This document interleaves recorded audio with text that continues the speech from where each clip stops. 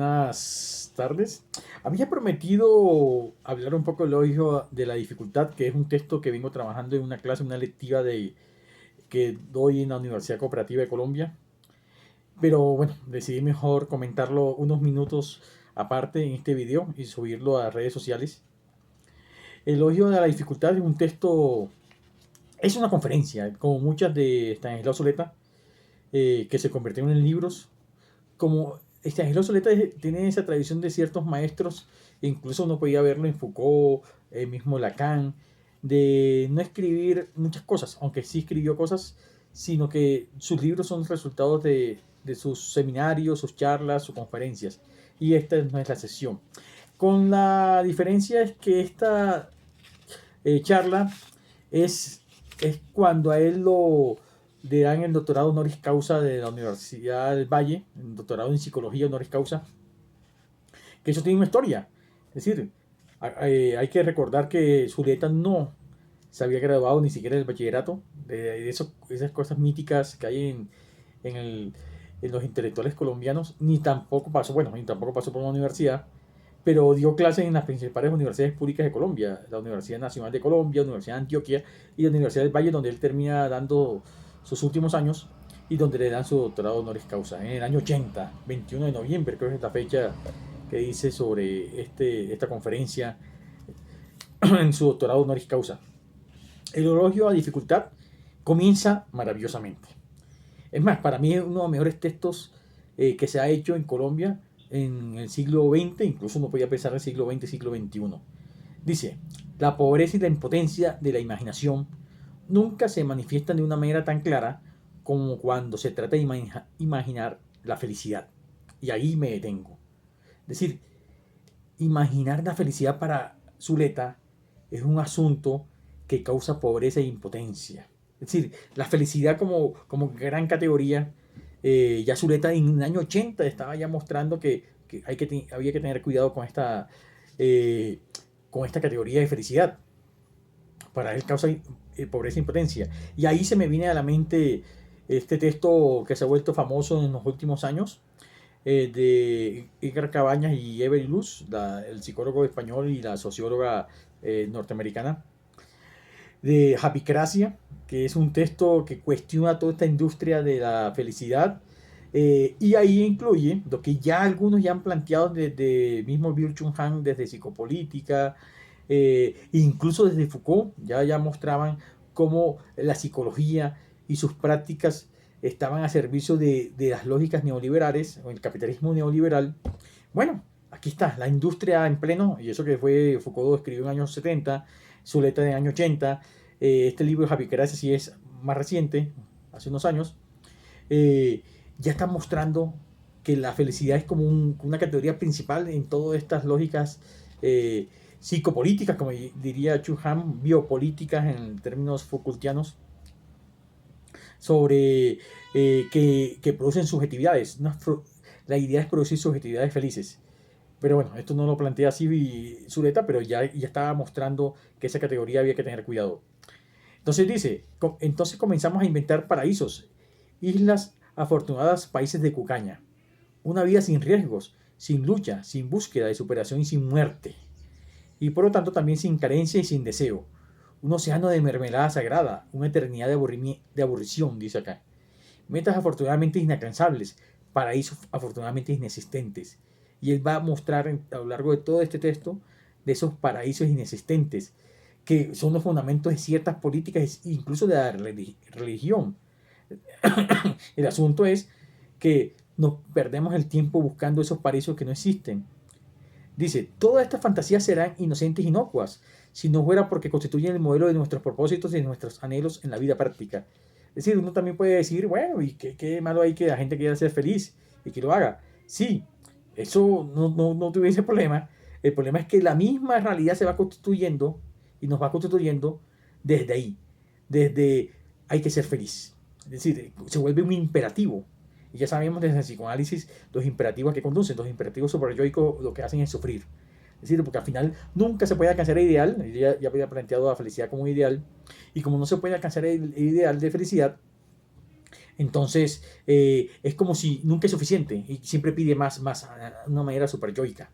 Entonces, aquí el sujeto entra en una especie como de dos caminos. O trata de satisfacer eso, que no lo va a conseguir igual, no lo va a conseguir, así que algún momento se va a cansar, a quemar, bueno, en ese intento, o desiste completamente con la inhibición o esa actitud a veces bien hiperactiva sobre hay que alcanzar el ideal de felicidad. Pero las dos conducen a lo peor siempre. A una ansiedad, otro a una depresión también, bueno, pueden conducir. Aquí mismo, en los proyectos de la existencia cotidiana, más acá del reino de las mentiras eternas, introducimos también el ideal tonto de la seguridad garantizada, de las reconciliaciones totales, de las soluciones definitivas. Colombia, sí sabemos lo que es la seguridad garantizada. La hemos vivido y padecido durante los 20 años, los últimos 20 años de vida política. El concepto de seguridad se convirtió en el concepto más importante en la vida política colombiana, con todas las consecuencias que trajo eso. Se eligió un presidente en el 2002 que nos dio una seguridad para él, o nos vendió seguridad a costa de libertades y muchas cosas más. Que en los últimos 20 años ya se está mostrando que eso ha causado miles de muertos. Más de los muertos de la historia colombiana, que son muchos. Colombia supera el número de muertos de civiles de cualquier dictadura latinoamericana. Cualquiera. Entonces, y eso que no hemos tenido dictaduras. Pero entonces ya sabemos que es implantar una seguridad garantizada. De las reconciliaciones totales, también sabemos lo que significa reconciliaciones totales. Y de las soluciones definitivas, también sabemos de esto. Es decir, sabemos lo que son soluciones definitivas. Durante más de 50 años, nunca quisieron, ningún gobierno quiso conversar con la FARC o con la guerrilla del ELN, todavía existe el ELN, y siempre fue soluciones definitivas. Todos querían acabar definitivamente ese problema, que al final es un síntoma, y cada vez que se quería acabar con el problema, pareciera que surgía uno peor del mismo problema. Entonces, por lo menos el paramilitarismo que surgió en los años 80, que ya venía de, no es un fenómeno nuevo, pero se reactualizó en los años 80 con estas nuevas formas de paramilitarismo, de terratenientes, incluso clase política, empresarios y fuerzas militares, para acabar definitivamente con el fenómeno de la guerrilla. Ya sabemos qué pasó. Miles de desplazados, miles de asesinatos, desapariciones forzadas, demás. Entonces, soluciones definitivas que causan mucho más problemas. Puede decirse que nuestro problema no consiste solo ni principalmente en que no seamos capaces de conquistar lo que nos proponemos. Ya sabemos que ese berraquerismo colombiano sí se ha demostrado que se puede hacer. Somos muy berracos para proponernos cosas y hacerlas. El problema no es ese, dice Zuleta, sino aquello que nos proponemos. Es decir, somos berracos para resistir, para hacer muchas cosas, pero no somos berracos para transformar una realidad. Entonces, eso creo que nos quiere decir Zuleta, que nuestra desgracia no está en la frustración de nuestros deseos, como en la forma misma de desear. Deseamos mal, dice Zuleta. En lugar de desear una relación humana inquietante, compleja y perdible, que estimule nuestra capacidad de luchar y nos obligue a cambiar, deseamos un idilio sin sombras y sin peligros, un nido de amor y por tanto, en última instancia, un retorno al huevo. El huevo, ese ideal de protección completa y total y de reconciliación total. Miren, yo sigo creyendo que el acuerdo, primero que el acuerdo de paz con la FARC no se dio a llamar así, pero ya sabemos que el presidente Santos lo utilizó como una estrategia.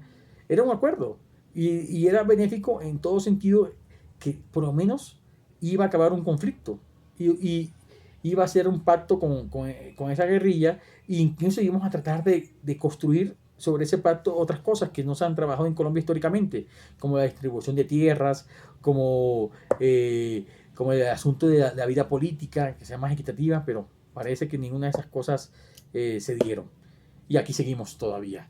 Y no es porque el pacto con la FARC, el acuerdo con la FARC iba a ser una reconciliación total, era parte de que había que arreglar parte de ese problema. Pero bueno, aquí estamos, seguimos con estos políticos que creen que la idea es otra vez reconciliaciones totales, que es acabar con el otro y eliminarlo.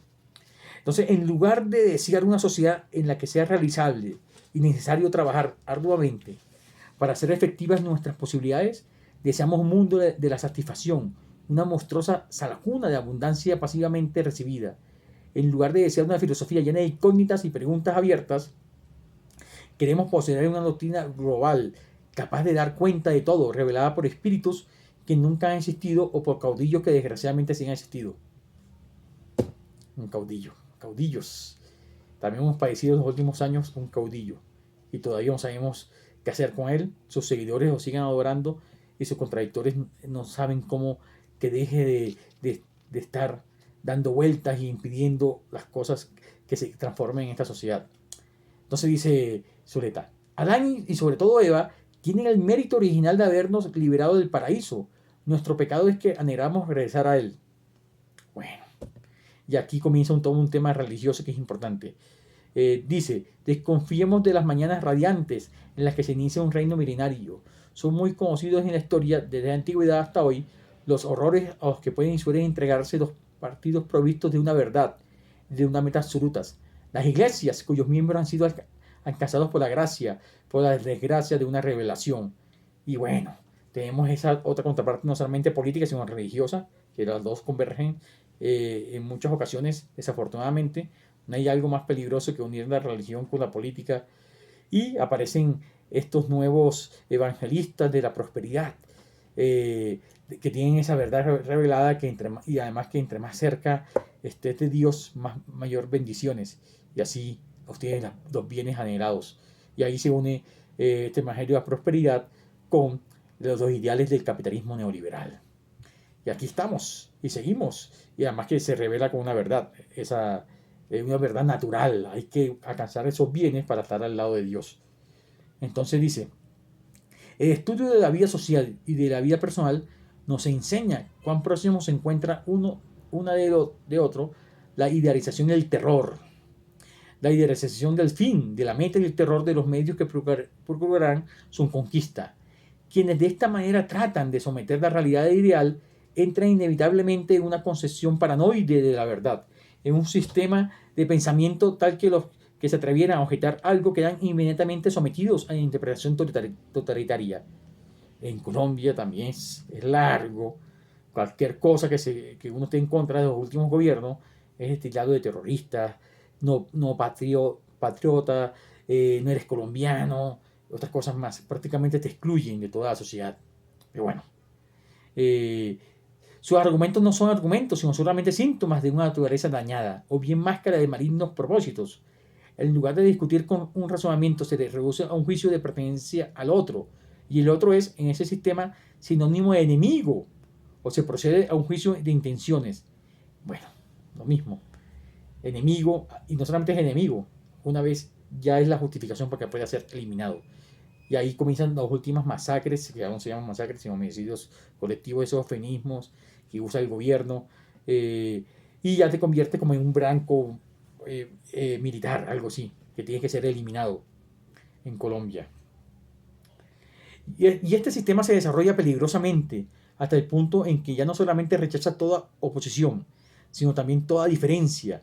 El que no está conmigo está contra mí, y el que no está completamente conmigo no está conmigo, así como hay, según Kant, un verdadero abismo de la razón que consiste en la petición de un fundamento último e incondicionado de todas las cosas. Así también hay un verdadero abismo de la acción, que consiste en la exigencia de una entrega total a la causa absoluta, y concibe toda duda y toda crítica como traición o como agresión.